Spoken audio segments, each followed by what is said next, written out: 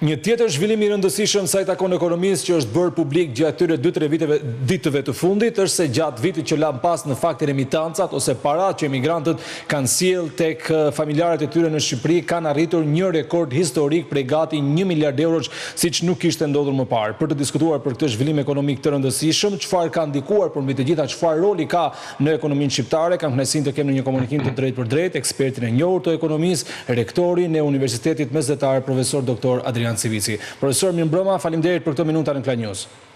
Mirëmbrëma, faleminderit juve. Çfarë ndodhi që në vitin 2024 pati një rekord kaq të madh të parave të emigrantëve të cilët vinë në Shqipëri, duke të kaluar edhe kohën e pandemisë Covid-19, kur duket sikur familjet në Shqipëri kishin më tepër nevojë dhe kërkonin para nga fëmijët apo të afërmit e tyre, duke marrë parasysh se pak a shumë kriza ekonomike në një farë mënyrë ka prekur ose ajo lulëzimi ekonomik nuk është më siç ka qenë edhe në vendet e tjera. Pse pikërisht në këtë vit arrihet një rekord i tillë? Në fakt, po të shikosh të dhënat e 3 viteve të fundit, ato kanë ardhur në rritje nga njëri vit në tjetrin, duke pas parasysh që gjatë periudhës pandemisë pati një rënje të ndjeshme, mas vitit 2021, 2022, 2023 dhe 2024, është një rritje që vazhdon me 10-12% çdo vit. Në fakt, shuma prej 1 miliard eurosh për vitin 2024 është më e madhja e regjistruar ndonjëherë në gjithë të periudhë, po themi 32-33 vjeçare, mbasi emigracionit masiv të viteve 91 dhe 92. Mendoj që janë 2 faktorë thelbësor. Së pari, ekonomia e vendeve nga vinë remitancat këto vite ka qenë në periudhë rritje, dhe po të shikojmë remitancat kryesore vinë nga Italia, nga Gjermania, nga Greqia dhe nga Anglia, 4 vende që përgjithsisht kanë qenë në situatë mirë edhe ekonomike, por mendoj që nga pikpamja strukturore, shkaku i rritjes së remitancave lidhet dhe me faktin që ne kemi pasur gjatë këtyre viteve një valë të konsiderueshme emigracionit të ri në Shqipëri, jo ashtu me ato për masa siç ishin në 92-shin, 97-ën apo në një vit tjetër, por gjithsesi edhe sipas statistikave rreth 60-70.000 shqiptarë çdo vit largohen. Pra, ajo frikë që ekzistonte në kuptimin që remitancat kanë një cikël rreth 20-25 vjeçar dhe pastaj fillojnë edhe zvoglohen sepse krijohet shkëputja midis brezave. Ai brezi që largohet ndërton jetën atje, shkëput lidhjet me këtu dhe përgjithsisht remitancat kanë tendencë të zvoglohen. Kjo grob, nëse mund të themi kështu, është plotësuar me këtë valë të re emigracioni që mund konsiderohet emigracioni i ri edhe reflekton po ato tipare që ka çdo emigracioni i ri në 10 vitet e para, që lidhjet e ngushta që kanë me Shqipërinë shoqërohen me dërgesën e remitancave. Së dyti ka dhe një faktor tjetër të rëndësishëm, që po të shikosh në strukturën e tyre, një pjesë e remitancave nuk vinë më thjesht dhe vetëm për konsum, po kemi hyrë në atë cikël ose në atë fazë, kur remitancat fillojnë dhe vinë dhe si investime. Pra investime që janë shumë të rejtë sektori imobiliar, pra në ndërtim, vinë remitanca në sektorin e turizmit, ku ka plot raste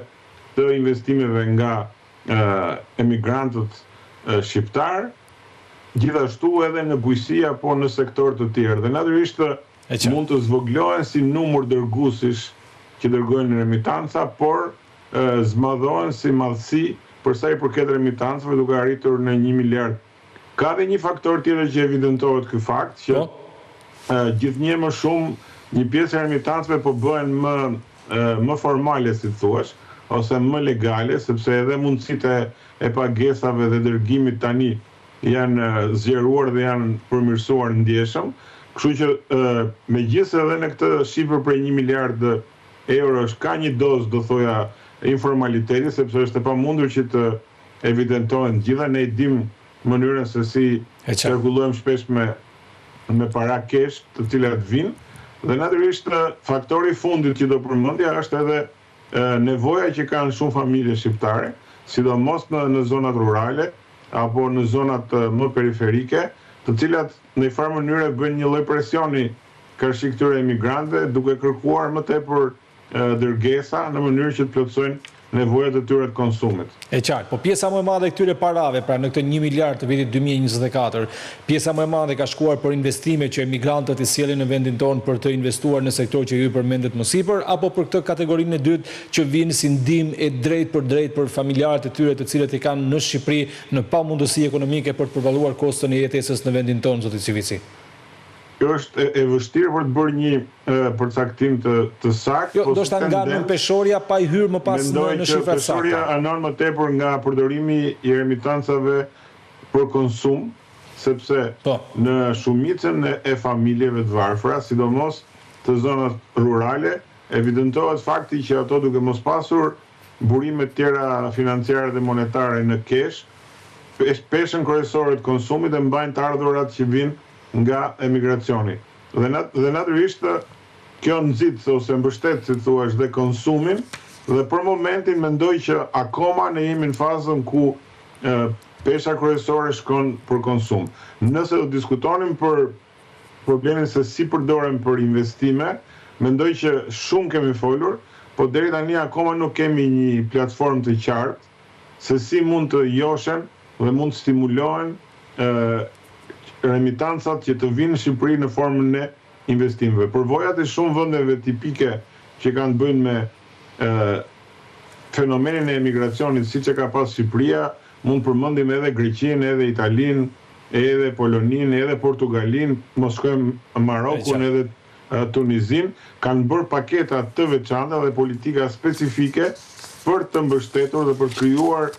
kushte lehtësuese për të thithur sa më shumë remitanca në formën e investimeve dhe jo thjesht si dërgesa që përdoren për konsum. Po jo pak kusht u habit në një takim të para 2 ditëve në Shkodër nga ana e kryeministrit me sipërmarrës të biznesit dhe bujtinave të zonës, ku disa të cilët merreshin me turizëm në thellë thanë që ne u dërgojmë, nuk e dini se mund quhen remitanca, po ne u dërgojmë para nga këtu të afërmve tanë të cilët jetojnë në Gjermani apo në vendet e tjera të Bashkimit Evropian për shkak të fitesës madhe që merrnin sipas asaj konteksti bisedës që u bën në zonën ku po diskutoi pra nga kryeministri me sipërmarrësit. Ka sens diçka e tillë, profesor, pavarësisht se është një formë ndoshta remitancash? Ka sens, sepse e para njëherë kuptimi i remitancave nënkupton që një person që largohet nga vendi i tij, punon në një vend tjetër dhe dërgon në vendin e origjinës sasi të ndryshme monetare. Këto quhen në kuptimin klasik dhe standard remitanca. Po e thash pra që mund mos jetë e njëjta formë ose të qoftë tek ndihma e familjare. Dërgesa për familjet e tyre dhe përveç rastit që ju përmendët, ka dhe shumë raste që mund kalojnë e eshtje ose nuk duken, mund të ketë me 10 ose me 100 dhe më shumë familje apo biznese që kanë të afërmit e tyre në emigracion dhe dërgojnë një pjesë parave sepse ata nuk janë në kushte biznese ose për fëmijë të cilët janë duke studiuar, profesor. Biznese dhe fëmijë që janë duke studiuar ndoshta po dikush që bën një punë në një sektor të caktuar dhe dërgon para nga pra sektor të caktuar në kuptimin që nuk është vetë sipërmarrës, dhe dërgon para nga aty me një rrogë tek ta afërmit, ndoshta kjo ishte ajo që bëri pikë pyetje dhe ngriti pak çudi që nuk ishte dëgjuar se student që ndihmohen me para nga familja që janë në vende të tjera ose biznesmen që ndihmojnë të afërmit, ndoshta kjo është pak më e kuptueshme. Shkoj, jo vetëm student, po në emigracionin shqiptar nuk ka pavarësisht dominon mosha 20, 40, 45, është mosha më aktive e punës, ka dhe plot pensionistë ose persona të moshës të re që nuk kanë pension në vendin ku kanë shkuar ose kanë vështirësi për të përballuar jetesën, atëherë ose fëmijët e tyre këtu, ose të afërmit, ose nëse ata kanë këtu prona që japin me qira ose janë aksionerë në investime të ndryshme, natyrisht që ndodh dhe lëvizja e kundërt që një pjesë e parave shkojnë për të ndihmuar dhe për të kompensuar dhe për të mbështetur dhe konsumin atyre. Kjo është një tendencë e njohur, nuk quhen remitanca, po quhen një formë ndihme të parave dhe natyrisht po t'i shtojmë kësaj edhe se sa shpenzojnë shqiptarët jashtë, sidomos për turizëm ose për plotësuar nevoja ndryshme shëndetësore ose arsimore, shumat kanë tendencë nga njëra të shkojnë afër njëra tjetrës. E qartë. Profesor, duhet ndalem pak tek zhvlerësimi i euros, sa ka ndikuar tek këto remitanca, duke marrë parasysh faktin se euro arriti edhe gjatë vitit që lam pas, po vazhdon të jetë pak a shumë në të njëjtat ura edhe minimumin historik duke u këmbyer më pak se në 100 lekë, pra që nuk kishte ndodhur ndonjëherë. Sa ndikoi përballë kësaj shifre fakti që është vlerësuar euro dhe në fakt pavarësisht se erdhën më shumë euro, shqiptarët përfituan ndoshta më pak krahasuar me kur euro ishte me një vlerë më të madhe në treg. Po ky ishte një nga ndikimet ndoshta negative më të mëdha krahas ndikimit që pati popullsia shqiptare në përgjithësi, po sidomos ata që ishin të varur nga remitancat, po të kemi parasysh që euro u zhvlerësua në raport me lekun 25 deri 30%, edhe fuqia e tyre konsumit dhe mundësia për të konsumuar u bë 25-30% më e vogël, po njëkohësisht edhe ato depozita që shqiptarët kanë në euro, natyrisht që zhvlerësimi i euros i zhvlerëson në vlerë në raport me lekun edhe ato depozita. Dhe është fakt që në shumë raste, sidomos ato familje ose ato individ që pjesën kryesore të konsumit e kanë nga remitancat, natyrisht që e ndjen forcimin e lekut dhe zhvlerësimin e euros, sepse ishin detyruar që me të njëjtën sasi euro që merrnin përpara, tani të kishin një sasi lekësh 30% më pak, pra një mundësi konsumi dhe përballimi jetese 30% më të vogël. Dhe natyrisht kjo mund të jetë dhe një shkak që po themi në thonjza presioni apo kërkesat që ato i bëjnë fëmijëve ose të afërmve të tyre për të dërguar remitanca ka qenë e shtuar në këto vite dhe është reflektuar edhe në këtë përmas prej 1 miliard eurosh që për vitin 2024 që sapo doli si shifër. Ka ndonjë shans që euro të rikthehet dhe të rimarrë vlerën e mëparshme që ka patur në tregun ekonomik shqiptar, apo ky është realiteti i ri me të cilin tani e tutje, po them tani nga konteksti kur po bëjmë ne bisedën, po në fakt ka 2-3 vitet e fundit që ka pësuar një rënje të tillë, tani e tutje ky do të jetë normalizimi ose normaliteti i ri i këmbimit të monedhës evropiane ose i vlerës së monedhës evropiane në vendin tonë, profesor? Në rastin e përqindjes këmbimit të lekut me euro, natyrisht janë dy faktorë. Është tregu i jashtëm, si thuash, ose fuqia që ka euro në raport me lekun, gjë që varet nga politikat monetare të Bankës Qendrore Evropiane ose nga forcinë që ka euro në raport me dollarin ose me monedat e tjera, gjë që reflektohet dhe në monedat, po themi sekondare, siç është rasti i lekut, por